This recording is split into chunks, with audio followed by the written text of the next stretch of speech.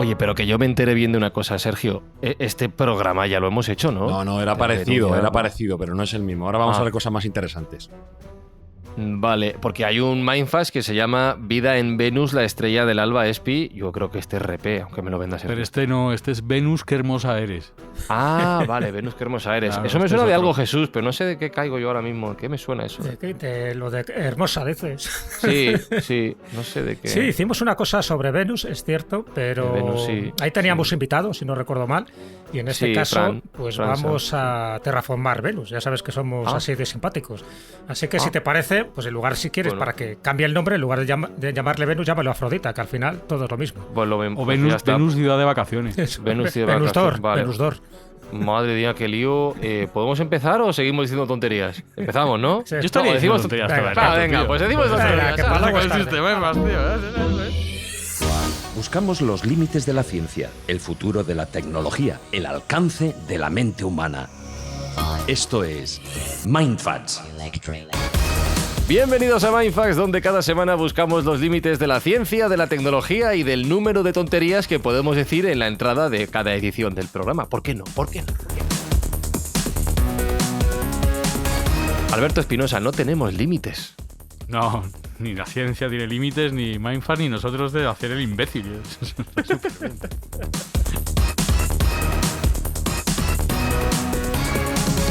Jesús Callejo, y cada semana se nos da mejor. es que nuestro límite es la imaginación, y la imaginación es infinita.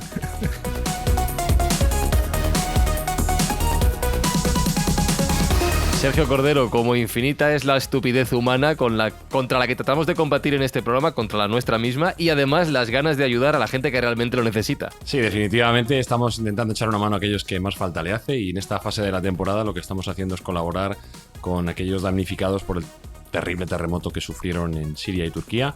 Con lo cual, bueno, pues vamos a hacer una donación de todo lo recaudado con este podcast y un poco más, y recordamos a los oyentes que cada comentario que nos dejen en su plataforma favorita pues se materializará en 1 kilo de comida que aportaremos de su parte. 5, 6, 7. Pues hoy en Mindfacts viajamos a Venus Dor, ciudad de vacaciones. ¡Qué hermosa eres!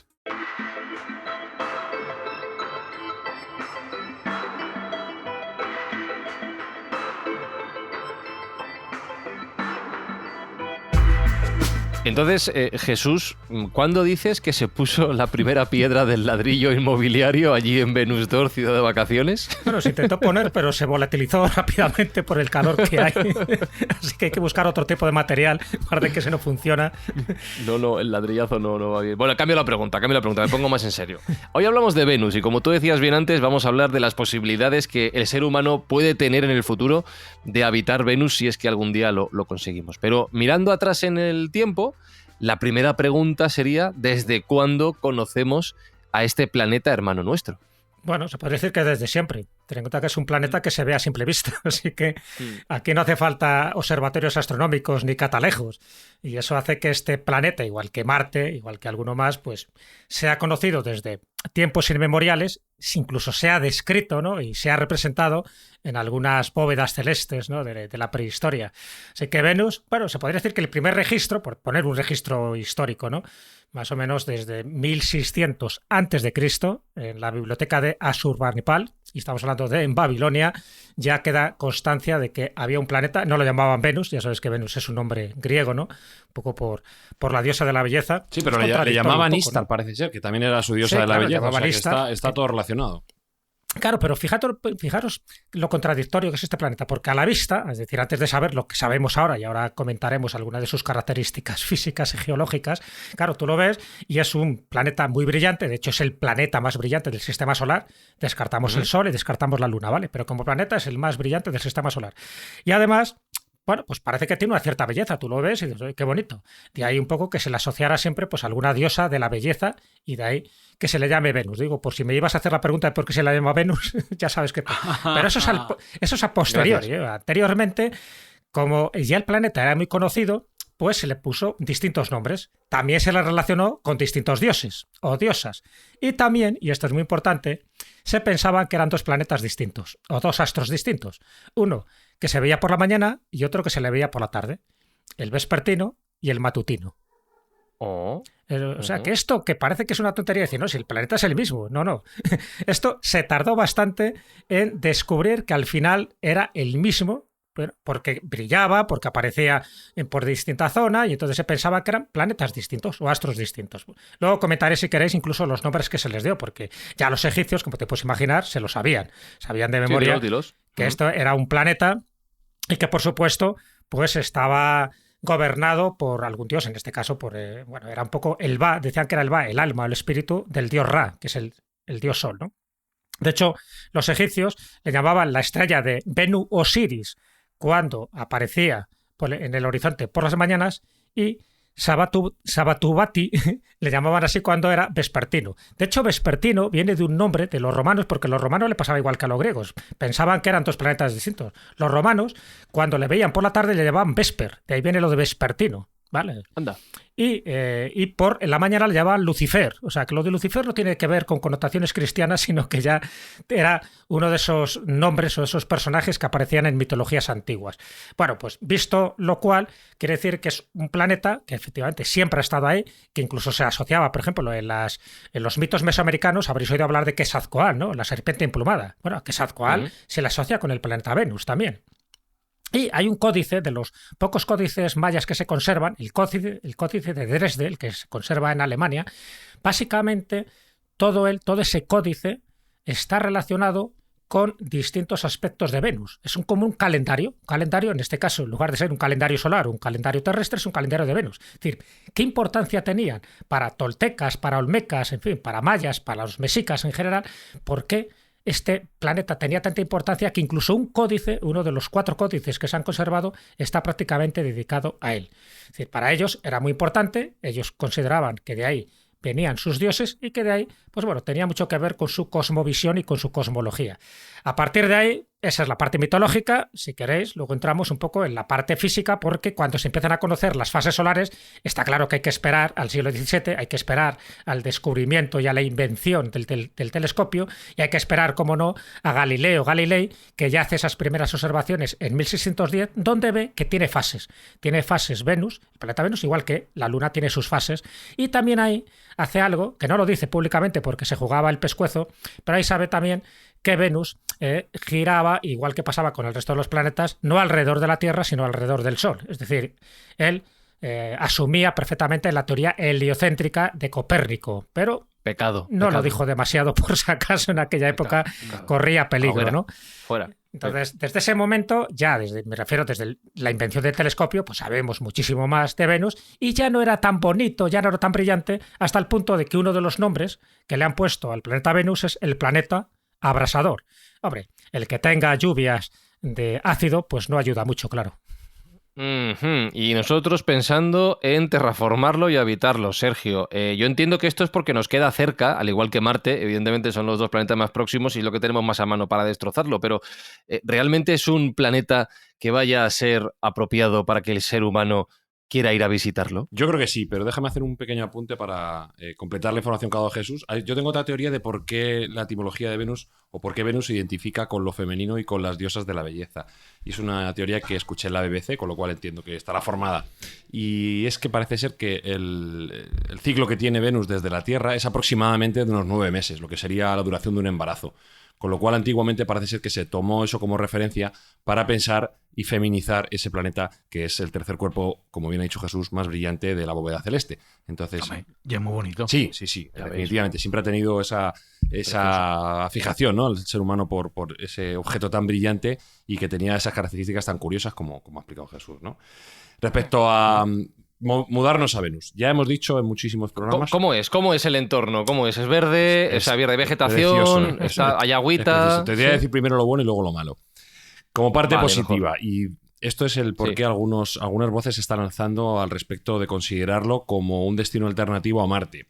La parte positiva es que Venus es casi un planeta hermano a la Tierra. Es decir, es un planeta rocoso, es un planeta que tiene una masa muy parecida, es un planeta que tiene un tamaño solo un 5% menor que la Tierra, y la gravedad sería solo un 9% menor que la Tierra. ¿No? Con lo cual, en principio, esos parámetros encajan. Ahora, ¿dónde no encajamos?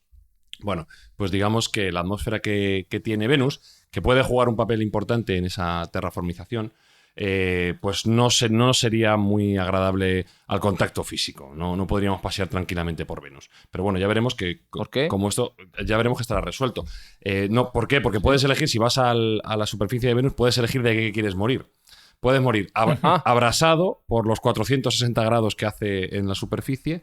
Puedes morir por las 93 atmósferas de presión que tienes, es decir, explotado y espachurrado como una cucaracha. Puedes morir ahogado porque ese 97% de CO2 que está en su atmósfera no te permitiría respirar. O directamente puedes morir del asco, porque no hay nada ya absolutamente que hacer.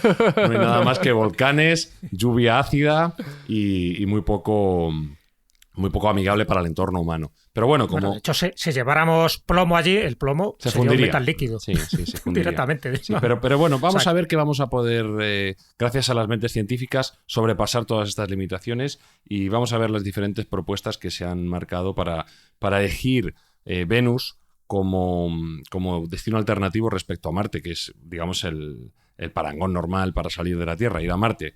Venus tiene algunas ventajas adicionales, como por ejemplo que al estar más cerca del Sol sería capaz de generar mucha más energía fotovoltaica y que, bueno, pues sí que tiene una atmósfera protectora para la radiación solar, con lo cual, al contrario que en Marte, que lo más probable sería hacer ciudades subterráneas, en Venus no tendríamos que estar ocultos al Sol, con lo cual eso también podría ser bueno para una posible migración terrestre, así como su mayor cercanía a la Tierra, que nos ahorraría un tránsito de unos 3 meses aproximadamente cada vez que quisiéramos viajar hacia Venus. Y además tiene mayor cercanía, tiene mayor frecuencia, digamos así, la posibilidad de ir hacia allá. Con lo cual nos permitiría mandar más misiones en menos tiempo a un planeta que sería, en cuanto a tamaño y gravedad, más parecido al nuestro, y luego vamos a ver cómo podemos obviar esos pequeños inconvenientes tan mortíferos. Pequeños, dice. Ya ves que Alberto Espinosa, a mí ahora mismo... Alberto Espinosa, sí, te iba a decir todo seguido y me quedo parado. No me llamo Alberto en mi puta vida, tío. Ya, jamás, es la primera vez, es lo que tiene salida a Venus. Que digo que Sergio suena a comercial de urbanización que está a tomar por culo de todo en 15 minutos al centro. O sea, que no me está convenciendo nada, ¿eh? Es el típico vendedor de coches de segunda mano usados, tío. Sí. No te preocupes. Bueno, tiene 350.000 kilómetros, pero mira cómo está el picadero. Esto no es nada. La puerta hace sujeta aquí. Esto, me pega usted fuerte aquí. ¡Pa! Ya está. No hay caso que en 200, 300 años lo tenemos finiquitado el tema. Ya. Aparte de la temperatura esa de los 470 grados centígrados, que no es nada, el viento, 724 kilómetros hora. Bueno, mira, pero ahí puedes hacer ¿sabes? windsurf, puedes hacer kite, puedes hacer algunas cosas, ¿sabes? No molinos de viento. Pero, bueno. claro. Pero windsurf que llegas a la Tierra en la primera. Claro. Es la parte positiva. Me pregunta Jesús por el tema de las vistas y tal. ¿Luna tiene por aquello de las fotos? No tiene luna. De momento no. No tiene océanos, no tiene agua. Hay cosas que no tiene. Vaya. Tiene volcanes. Si te sirve, A ver, sí. te planteo aquí un dossier de volcanes. Hasta 1.600 volcanes Ajá. han detectado. Algunos 1600. activos, otros están inactivos desde hilo tempore. Pero sí, tiene volcanes. A ver, tiene una actividad, como te puedes imaginar, muy calurosa, ¿no? Ya hemos visto que la temperatura es poco recomendable para un humano y cualquier bicho, ¿no? A lo mejor hay algún bicho allí que está adaptado. A saber, ¿no? Pero es cierto que las condiciones, lo que ha comentado Sergio, las condiciones climáticas, atmosféricas, en fin, el que tenga dióxido de carbono y tenga dióxido de azufre, la atmósfera pues tampoco está muy bien. Y que las nubes estén compuestas de ácido sulfúrico, pues hombre, yo creo que tampoco ayuda demasiado, ¿no? Respecto al satélite, evidentemente, Sí. no hay satélites, igual que Mercurio tampoco tiene satélite. De momento, Pero- insisto, de momento. De momento... ¿Cómo que de momento? ¿Lo estáis construyendo o qué también? ¿Lo vais a poner Sí, ahí a estamos hablando de dar vueltas? satélites naturales. Te he dejado Es verdad que luego, el tráiler. Luego comentarás, ¿verdad? Porque esto de la terraformación, el momento que eliminemos esos 3 pequeños problemillas que acaba de decir Sergio, ¿no? En fin, reducir la temperatura, transformar la atmósfera y añadir un poco de oxígeno, pues bueno, ya todo lo demás está servido. Pero respecto al satélite, hay un tema que a mí me ha interesado hace tiempo, incluso escribí un artículo hace tiempo en una revista, sobre la posible luna o satélite que tenía Venus, lo cual dices, bueno, parece que es algo extraño y que forma parte casi de la ciencia ficción. No, nada más lejos de la realidad, porque estamos hablando de astrónomos con su título y con su credibilidad por delante, donde dijeron, afirmaron, incluso bautizaron a este satélite. Y fíjate que las primeras observaciones estamos hablando del siglo XVII y las últimas son del siglo XIX, de final del siglo XIX. O sea, que no estamos hablando de algo esporádico que alguien vio, algún loco, con una especie de, como de fenómeno óptico y se acabó. No, todo lo contrario. La primera observación sería de 1645, la que yo tengo registrada, de un astrónomo italiano, Francesco Fontana, lo para que, bueno, no le dio más importancia, tampoco lo describió ni lo publicó. Ahí se quedó la historia. Pero nos tenemos que ir ya un poco más adelante a un astrónomo mucho más reconocido, que es Giovanni Cassini. En fin, acuérdate de la sonda Cassini. Otro italiano también. Y este astrónomo, un día concreto de enero, el 25 de enero de 1672, él observa pues una especie como de mancha, ¿no? de algo que parece que está orbitando alrededor de Venus, lo cual le tuvo un poco intrigado porque pasó unos 10 largos minutos observándolo. O sea que él se quedó un poco como extrañado y en su observatorio estuvo viéndolo y bueno, le llamó la atención. No dijo nada porque pensó, bueno, esto yo no lo cuento porque como diga que Venus tiene una luna, ni te cuento, a pesar del nombre, ¿no? que tiene Cassini. Bueno, aún así, unos años después, en 1688, lo volvió a ver durante 15 minutos, ni más ni menos, y para él no había ninguna duda que algo giraba alrededor de Venus y entonces es cuando decide contarlo. Y además dice que sería una cuarta parte del tamaño de Venus y que estaba situado a una distancia más o menos de 3/5 del diámetro del planeta. Bueno, lo comenta, pero hay otros astrónomos que enfocan sus observatorios hasta allá, sus observatorios astronómicos, y no ven nada, ¿no? Bueno, pues durante ese siglo no pasa nada. Nos vamos al siglo XVIII. En 1740, un astrónomo inglés, James Short, descubre a través de su telescopio una especie de cuerpo a una distancia que no correspondía a la que había visto Cassini. Con lo cual dice, o es lo mismo o estoy viendo otra cosa distinta.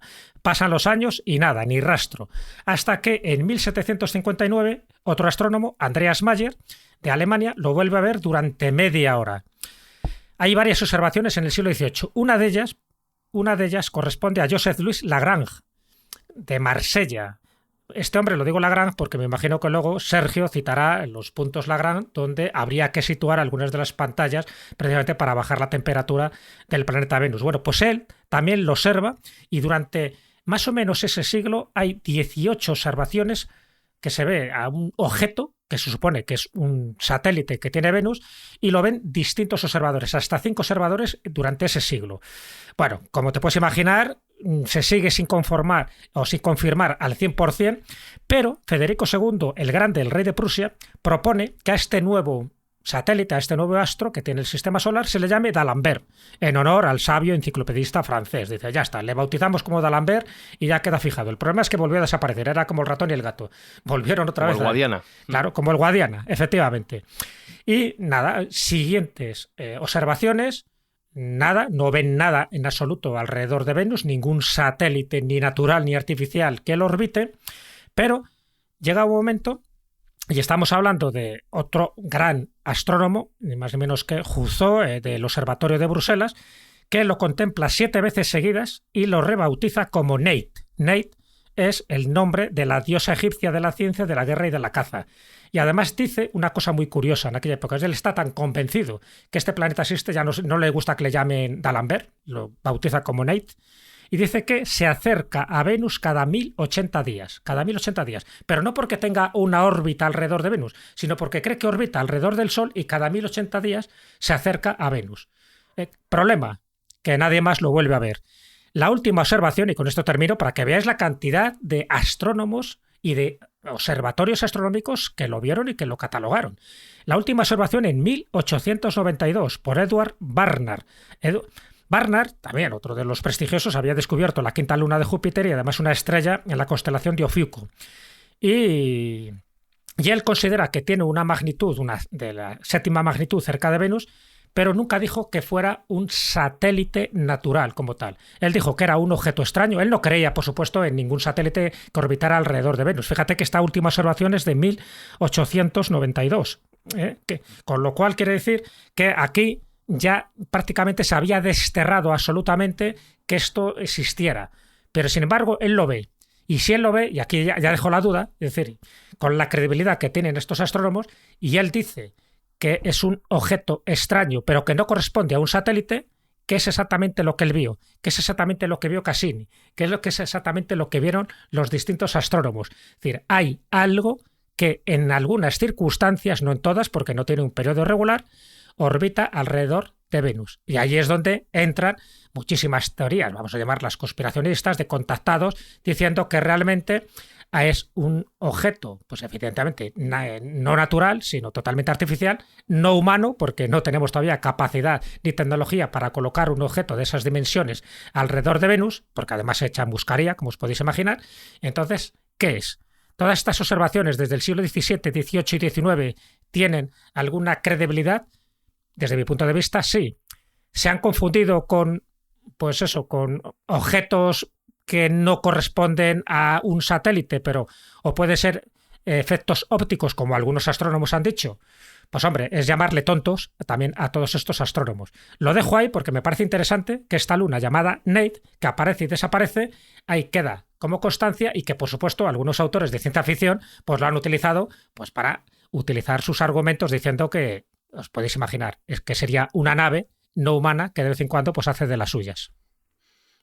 Es que yo me estaba imaginando, Espi, que algún día se descubre que en realidad somos nosotros mismos 200 o 300 años después, como Interestelar. ¿Te imaginas? Eso sí que sería un mindfuck, ¿sí? Eso sería... Podría ser. ¿Quién sabe? Todo es Ya posible. digo, tema interesante. Ahí lo dejo.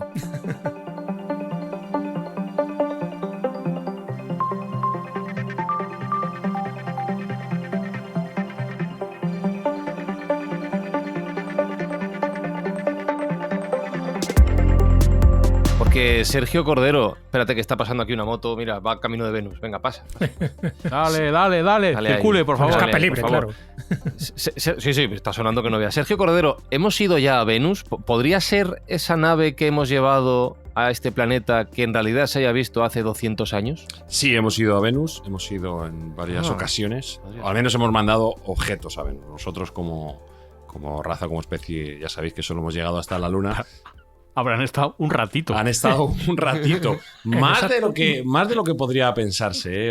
Menos de 127 minutos. Ninguno ha aguantado 127 minutos. Claro, es que las condiciones... 127 Que ya es algo, minutos que ya es un algo. logro, Sí, sí. ¿Cómo se desintegra? Se hace como el plomo líquido. No, lo hemos comentado que teóricamente antes de empezar exploración espacial de facto, había una obsesión o un interés inusitado en Venus, ¿no? Y esto fue así en toda la carrera espacial, tanto por parte de los soviéticos como los americanos. Sin embargo, fueron los soviéticos los que ganaron esta carrera y fueron los primeros que depositaron una sonda allí en la superficie de Venus, y se dieron cuenta de lo desagradable que es, que no está muy bien para tomar el sol precisamente.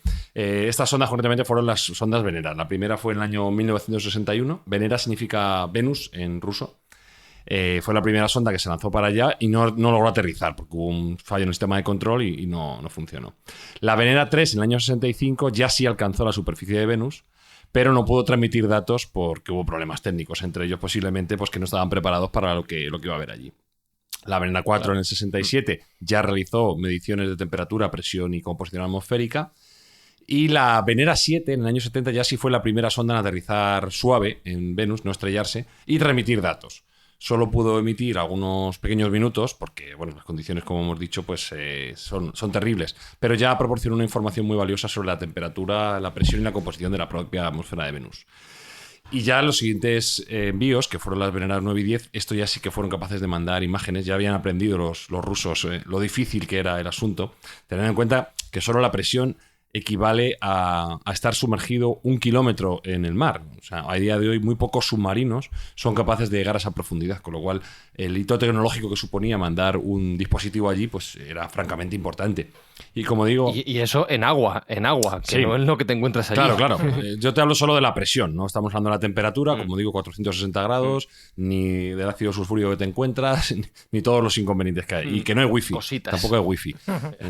Entonces... y no hay agua, es un problema. La Venera 9 y 10, las Venera 9 y 10 ya fueron capaces de mandar algunas imágenes, algunas os las he puesto en nuestro Twitter, se podrán ver porque son interesantes. Capturaron imágenes panorámicas y también realizaron mediciones de temperatura y presión.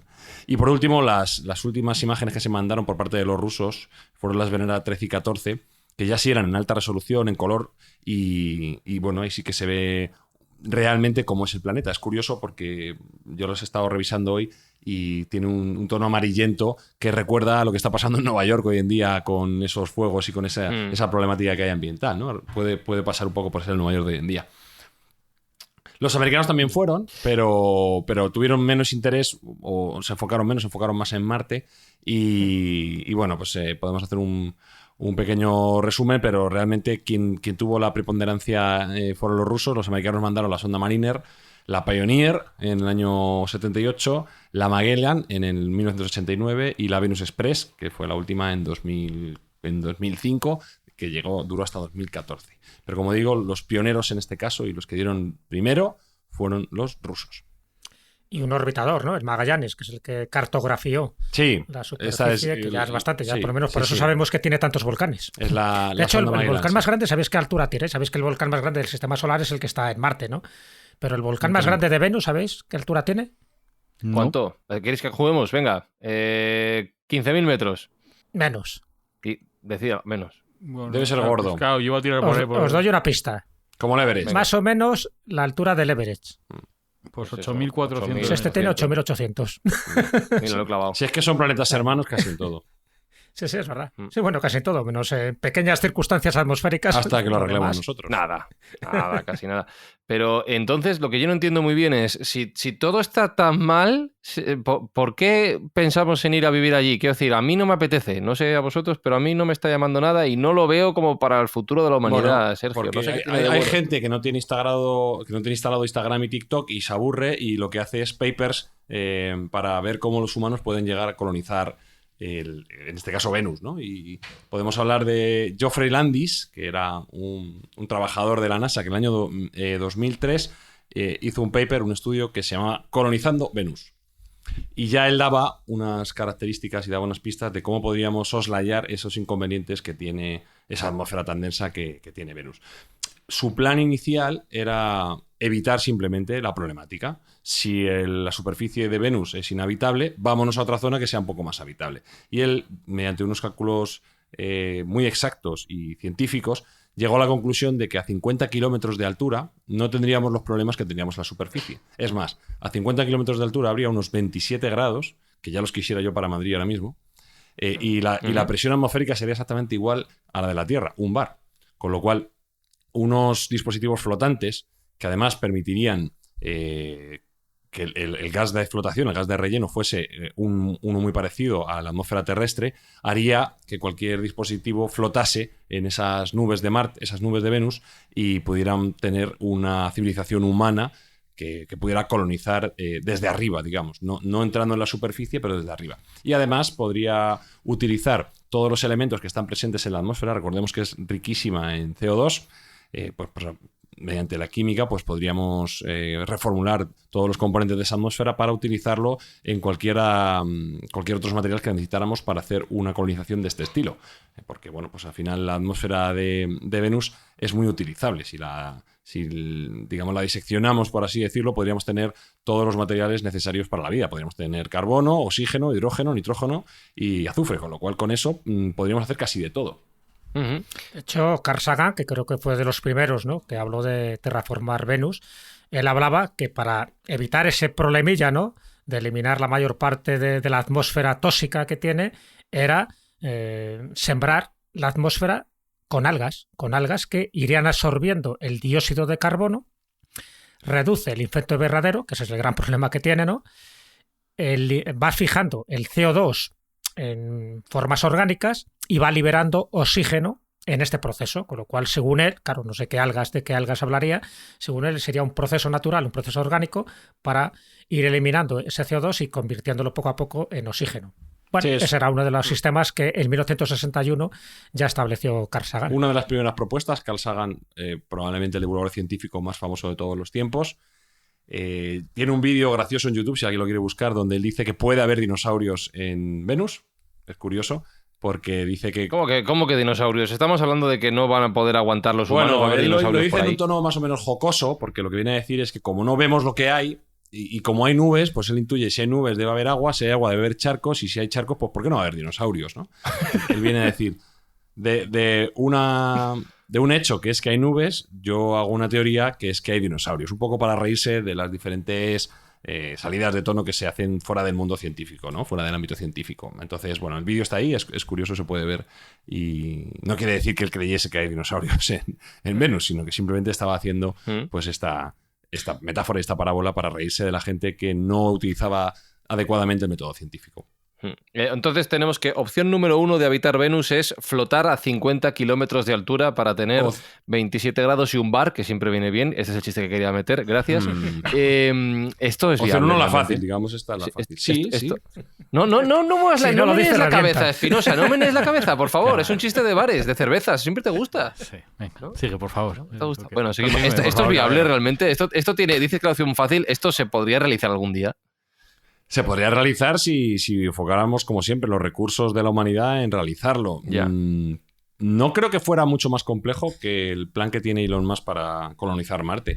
Honestamente, me parece que las ventajas que nos propone Venus a esta altura son muy superiores a la problemática que tiene Marte. Por ejemplo, Marte tiene un inconveniente fuerte que es su gravedad, que es un 40% aproximadamente de la Tierra. Y eso conllevaría que todo el que colonizase Marte necesitaría realizar ejercicios para no perder masa ósea y masa muscular. O sea, estaríamos perennemente suscritos al gym, cosa que a mí no me apetece muchísimo. Y bueno, ya hemos dicho que Marte no tiene escudo de radiación para el campo electromagnético y Venus sí lo tiene, con lo cual, bueno, pues teníamos un escudo adicional. Y sobre todo esa atmósfera tan rica que tiene Venus que nos permite tener material inagotable para realizar cualquier tipo de elemento que nos hiciera falta. Por ejemplo, del carbono podríamos sacar fibra de carbono y nanotubos de carbono para realizar pues cualquier tipo de tejido. Todo lo que se pudiera hacer con un metal, casi todo lo que se puede hacer con metal se puede hacer con fibra de carbono. Y los nanotubos de carbono son unos excelentes conductores eléctricos, con lo cual no necesitaríamos metal para hacer conexiones eléctricas ni cables. Podríamos utilizar nanotubos de carbono. Entonces, allí tenemos un supermercado abierto para todo lo que queramos. Ahora, tenemos que tener las ganas de hacerlo y las ganas de realizarlo. Las ganas, que en este caso pasan por la opción fácil, ¿te he entendido? Es decir, que hay Esta una... es la fácil, sí. Hay una más difícil. No me parece fácil esta. ¿Cómo es la difícil? Bueno, la difícil, como siempre es teóricamente. Si los seres humanos fueron capaces de realizar las pirámides, ¿por qué no van a ser capaces de realizar un proyecto de esta envergadura? Si fuera realmente por necesidad, ya verías cómo la humanidad se pondría las pilas y colaboraría todas para buscarnos una salida. Esto es el procedimiento que voy a describir sería básicamente cómo terraformar Venus, de una forma rápida. Y si alguien tiene interés y quiere verlo gráficamente, hay una web que se llama Kurzgesagt, en pocas palabras, en YouTube, se llama así en pocas palabras en castellano, donde tienen una animación de este proceso que voy a describir aproximadamente. No es exactamente igual porque yo he cogido otras fuentes y lo he sintetizado un poco, pero ahí se puede ver bastante bien cómo se realizaría. Vamos a ver, el problema que tiene fundamentalmente Venus es que es muy denso, la atmósfera es muy densa y está muy caliente. ¿Qué hay que hacer? Pues enfriarlo de algún modo y quitar esa densidad, quitar material de esa atmósfera. ¿Cómo podríamos enfriarlo? Bueno, pues ha habido diferentes postulados, diferentes teorías, pero casi todos los científicos serios en este aspecto creen que lo más sencillo sería crear unos espejos gigantes que, digamos, retiraran radiación solar de Venus. De tal modo que paulatinamente le pondríamos como unos super espejos en órbita, le retiráramos temperatura poco a poco, ¿vale? De los 460 grados aproximadamente en 60 años podríamos llevarlo a aproximadamente unos 31 grados, que ese es el punto crítico para empezar a terraformar Venus. En 31 grados el CO2 empieza a llover, se empieza a liquidificar, ¿vale? Entonces ahí crearíamos un diluvio universal en Venus de proporciones bíblicas. Empezaría a llover como si no hubiera un mañana porque hay muchísimo CO2, ya hemos dicho el 97% de esa atmósfera. Entonces crearíamos un torrente y unos ríos y unos lagos y unos océanos de CO2 en la superficie, pero lo iríamos eliminando poco a poco de la atmósfera. Si seguimos bajando y dejamos que se enfríe, aproximadamente en 200 años llegaríamos al punto de menos 81 grados centígrados. ¿Y qué pasa en ese punto? En ese punto empieza a nevar. Ya es tan frío que ya no solo se licuifica, sino que se solidifica ese CO2, ¿no? Y tenemos nieve de carbono, ya en toda la superficie del planeta. Con lo cual nos hemos quitado muchísima presión de la atmósfera. Ya llegaríamos a un punto de solo 3 atmósferas frente a las 92 que tenemos actualmente. Bueno, ahora tenemos el planeta lleno de CO2, solidificado, en forma congelada. ¿De acuerdo? Ahora lo que tenemos que hacer es quitarlo de allí, apartarlo de algún modo, porque en el momento que volviéramos a recalentar el planeta, y lo vamos a necesitar recalentar si lo queremos habitar, pues se volvería a gasificar y no nos valdrían los efectos que nosotros querríamos. ¿Qué deberíamos hacer? Bueno, pues aquí es donde entra en juego la gracia de decir que no tiene satélite de momento, porque la fórmula más sencilla para poder eliminar todo ese CO2 que se habría formado en la superficie del planeta sería traspasar esa masa mediante cañones raíles a un satélite artificial que haríamos con el propio CO2 congelado. Es decir, le crearíamos una luna del CO2 congelado que hemos solidificado en la superficie de Venus. Haríamos un copo gigante de nieve de CO2 Correcto. colgada ahí. Un helado gigante de CO2 orbitando Venus para que no nos moleste. Lo estamos quitando en de colores. Estoy flipando en colores. Bueno, esa sería la primera parte. Pues yo lo veo esto para hacerlo mañana. no, Yo lo veo, yo también lo veo. Lo vamos quitando. Creamos una luna artificial de CO2 congelado que ya utilizararemos posteriormente porque ese CO2 nos va a venir muy bien, pero no nos va a... Lo dejamos a un lado, como en las recetas de cocina, apartamos. ¿no? Lo dejamos. Exactamente. Vale. Lo apartáis en la Reservar. esquinita y luego... Exacto. Luego lo utilizaremos, ¿no? Bueno, pues el siguiente punto que necesitamos para poder terraformar y que sea habitable para nosotros es un montón de agua. Ajá. Porque agua, recordemos que no tiene. Si optamos por la solución de las ciudades flotantes, sí que podríamos obtener agua de la propia atmósfera. Reformulando químicamente podríamos obtener agua. Pero nosotros lo que queremos es que haya ríos, mares y haya vida como nosotros la entendemos. ¿Cómo vamos a llevar el agua hasta ahí? Pues es muy sencillo, hay que sacarla de algún sitio. ¿Dónde hay mucha agua en el sistema solar? Pues en Europa. En Europa hay reservas de agua todas las que necesites. Entonces, Europa lo que hacemos satélite. Europa, satélite de Europa. Júpiter. Sí. Claro. Perdón, sí. Que no, lo estaba dando por sentado. Europa el satélite. No Europa. Europa está tiesa ahora mismo de agua. No Pero tiene mucha agua. me flipa que lo dices con una tranquilidad. ¿De dónde sacamos el agua para Venus? Del satélite de Júpiter. Claro, pues nada, ¿dónde pues más vamos agua ahí hay? con una. ¿Dónde hay más agua? Bueno, Ya, no, Está volvemos, lejos eso, ¿eh? Nada, pero nos volvemos a poner el programa de Mindfax de la catapulta espacial y empezamos a mandar cubos mediante catapulta espacial a la órbita de Venus.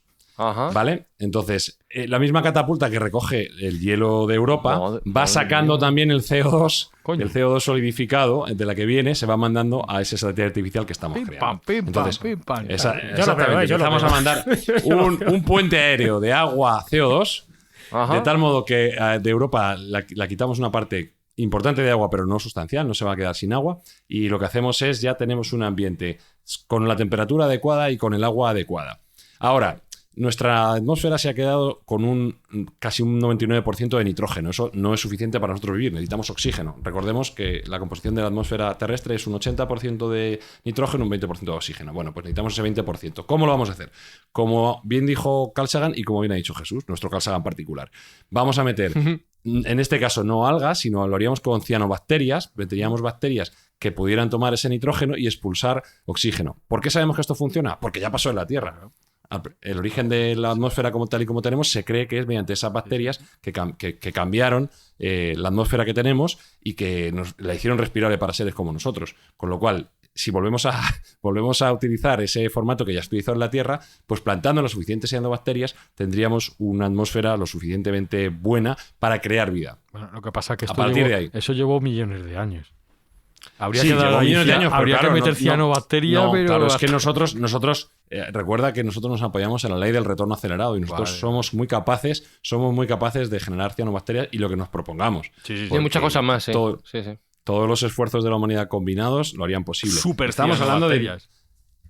hablando de un procedimiento probablemente de menos de 500 años, según han teorizado los científicos, si se destinan los recursos necesarios. Es decir, Menos de 500 años. Bueno, Nada. ni los si tataranietos lo ven eso. si nos viéramos en una necesidad imperiosa, es decir, tuviéramos un reloj gigante, una cuenta atrás gigante de 501 años, ya te garantizo yo que la humanidad se pondría las pilas y seríamos capaces de hacerlo. Bueno, después de que esas cianobacterias ya hayan creado un ambiente más hostil, hay agua, hay un oxígeno, ya casi que puedes pasear por la superficie de Venus y casi que te puedes quitar hasta la máscara de respiradora, con lo cual ya la hemos terraformado bastante. A partir de ahí, ya solo introducir vida. ¿Cómo introduciríamos vida? Pues utilizaríamos ingeniería genética para crear seres que se adaptasen al clima y al ambiente, al entorno que hemos creado nosotros, que no tienen que ser ni siquiera los mismos que hay en la Tierra, podrían ser seres diseñados artificialmente.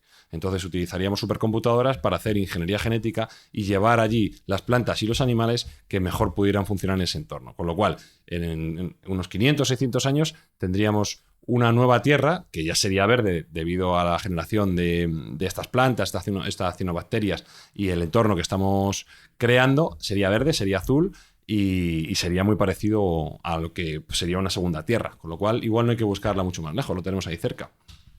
Todo esto ha sido muy, muy concentrado, como podéis ver, pero desde luego que el procedimiento es mucho más complejo de lo que se puede comentar aquí. Lo veo más fácil ir a Próxima Centauri, donde se ha descubierto un planeta, solo está a 4,2 años luz, donde se ha descubierto un planeta muy similar, ¿no?, a la Tierra en cuestiones de distancia al Sol y de habitabilidad. O sea, que al final, si conseguimos alguna nave, en fin, que se aproxime a la velocidad de la luz, podríamos llegar, de hecho ya lo hemos comentado en algún Mindfact, ¿no?, donde hay posibilidades de que la Tierra 2 sería no terraformar alguno de nuestros planetas más cercanos, porque ya hemos visto la complejidad que tiene, sino poder ir hacia Próxima Centauro, que sería la galaxia más cercana, y con un planeta parece que muy, muy similar. Y de hecho, desde ahí se han recibido ondas de radio, de forma, en fin, sospechosa, supuestamente de alguna inteligencia que no conocemos. Pero bueno, que desde ahí se están emitiendo ondas de radio y que desde luego parece que quieren transmitirnos un mensaje. Así que ahí lo dejo también. No vengáis. La ventaja que tendría esta tecnología es que es una tecnología casi al alcance de la mano. No hay que crear ningún descubrimiento que sea fuera de lo esperable dentro de los próximos 100 años. Mientras que para viajar a Próxima Centauri no habría que inventar nada que no sea esperable en los próximos 100 años. Cágate, lorito. Pero es más viable, más sencillo terraformar Marte que Venus. Yo no lo tengo tan claro. No, hostia, por lo menos en niveles de temperatura, ya solo niveles de temperatura. Bueno, en Marte hace mucho frío también, y mucho calor cuando te pega el Lorenzo. Pero no 474 grados. Y no tiene 93 atmósferas de presión. Sí, la parte compleja de Venus, ya lo hemos dicho, es y tiene agua. Esa atmósfera tan complicada. Y Marte tiene agua. Sí. Aparentemente tiene agua. Lo podemos obtener. Aparentemente. Lo que pasa es que Venus, lo que te he dicho, en Venus estaríamos confinados muy probablemente a vivir bajo la Tierra, subterráneamente, o bajo Marte, por así decirlo. Y tendríamos el inconveniente de la gravedad. Sabemos que la ausencia de gravedad, mejor dicho, es tremendamente dañina para el ser humano. Sí. Y crea pues problemas óseos, problemas musculares y algunos otros que todavía desconocemos. Y por eso, pues es una alternativa interesante a la de Venus, que sin duda alguna, si en algún momento tuviéramos que emigrar, el plan A sería vámonos a las nubes de Venus, que igual encontramos hasta vida, porque recordad que en nuestro programa hablamos de la fosfina y hablamos de que podíamos encontrar elementos que podían delimitar la vida allí. Y aquí quiero hacer también una pequeña recomendación, y es que he estado leyendo hace poco un libro que me ha gustado muchísimo. Yo no suelo leer mucha novela, pero me ha gustado mucho. El libro es de Andy Weir, que es el que escribió El Marciano, y se llama Proyecto Hail Mary, ¿vale? Es su última novela y es absolutamente interesante y apasionante. A mí me ha sumergido completamente en el libro. Y Venus tiene un papel preponderante dentro de esa novela. No quiero hacer más spoilers porque la historia es tan chula que no se la quiero estropear a nadie, pero habla de Venus y habla de cómo los humanos tenemos que ir a Venus a resolver cierto problema. Y un apuntito final, que una noticia que ha salido esta semana, que en Encélado, luna de Saturno, se ha encontrado fósforo, que es el último ladrillito que faltaba para que haya moléculas orgánicas. Es el último ladrillito que faltaba. Tiene de todo y le faltaba el fósforo y se ha encontrado. Y otro pequeño apunte, si queréis, ufológico, de contactados, porque posiblemente muchos de los que nos escuchen pues conocerán que en los años 50 sabéis que surgieron pues una oleada de contactados que decían que habían hablado con venusinos, ¿no? En concreto, Adamski, acordaros de George Adamski, en los años 50, y también Howard Menger. Ellos hablaban de que Venus no es lo que nos han contado, que es un lugar paradisíaco, que además los extraterrestres y sobre todo las féminas son guapísimas, rubias, con ojos azules, en fin, que tuvieron contactos. Es curioso porque iban diciendo ya en aquella época que tuviéramos cuidado con la energía atómica, que sería perjudicial para nosotros en el futuro. Claro, ya había pasado la Segunda Guerra Mundial. Claro. Uno de los primeros contactos de Adamski fue en el año 52 cuando lo contó esto en un libro. Fijaros que el año anterior se había proyectado proyectado en los cines estadounidenses y, por supuesto, luego en el resto del mundo, la película Ultimátum en la Tierra, donde un extraterrestre, Klaatu, dijo precisamente lo mismo. Es decir, lo digo un poco para que aquellos que todavía sigan creyendo que Adamski y que Howard Menger y otros habían contactado con venusinos hablando de un paraíso, ¿no?, de Venus, pues que estaba bastante influido pues con distintas películas que se estaban haciendo en aquella época y, por supuesto, los ovnis, tanto de Adamski como los de Howard Menger, luego se demostraron pues que eran más falsos que un euro de corcho. Hubo un rumor también que decía que Nikola Tesla era un venusino, era un extraterrestre venido de Venus. Sí, pero hubo un rumor todavía mucho más interesante, y es que Tesla había contactado no con Venus, sino con Marte, que había conseguido ondas de radio, ¿no?, que venían directamente de Marte y que, bueno, pues pensaba que Marte por lo menos sí que podría estar habitado. Eso fue una de las entrevistas que él hizo pues unos años antes de morir. Lo de Venus fue, pues bueno, ya sabes, un poco la parte más espectacular y más mediática que le quisieron dar, ¿no? Como sabía tanto, pues decía que tenía que venir de algún planeta y dijeron que era Venus. Pero donde él dijo que había contactado, igual que pasó con Marconi, era con habitantes o supuestas inteligencias de Marte, pero a través, no de una forma física como Menger o como Adamski, sino a través de ondas de radio. Ahí lo dejo.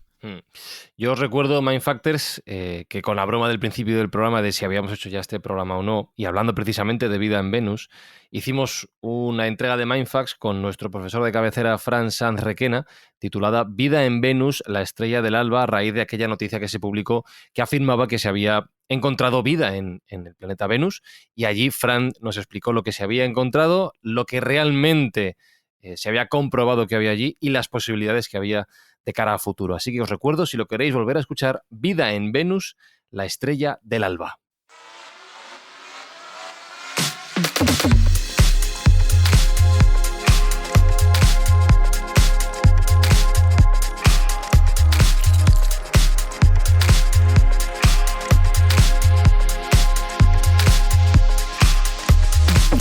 A mí lo que me ha gustado, Espi, de la opción difícil que ha explicado Sergio, es la naturalidad y el optimismo con el que nos ha contado todo el proceso. Y nada, eso en 500 años está hecho Sergio ya. Sergio es el optimismo en persona. Es Sí, hombre, un que tío, sí, que eso vamos, si hay que hacerlo, se hace. está hecho. Sí, hombre. Sí, Oye, pero Fran. luego esto es de... Sí, dime. No, sigue, perdón.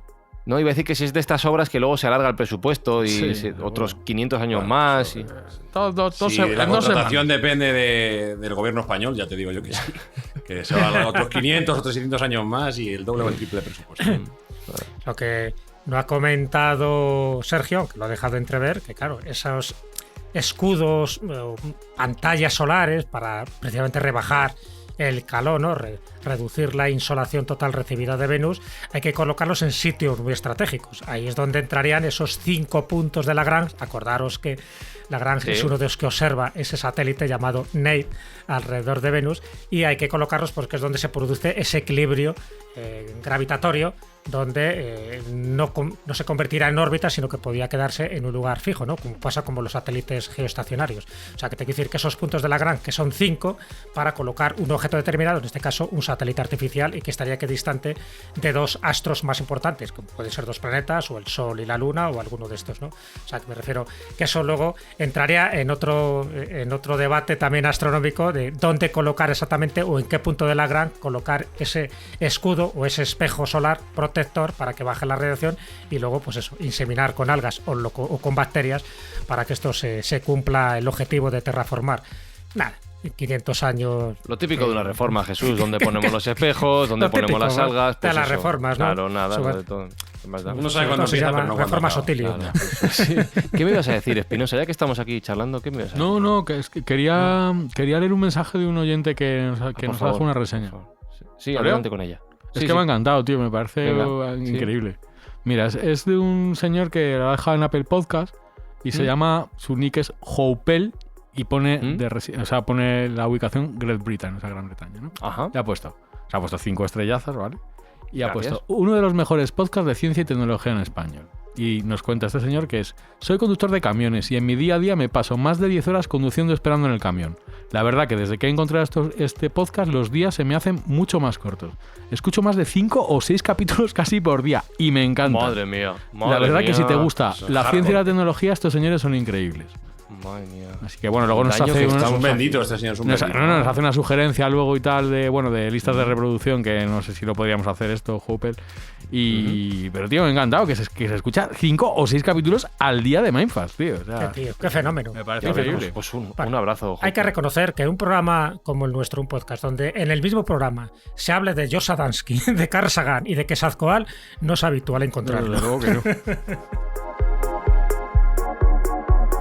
Si es que Jesús, así somos. Ciencia, tecnología, cerveza y camiones. Aquí encontramos de todo, claro que sí. Y chorradas.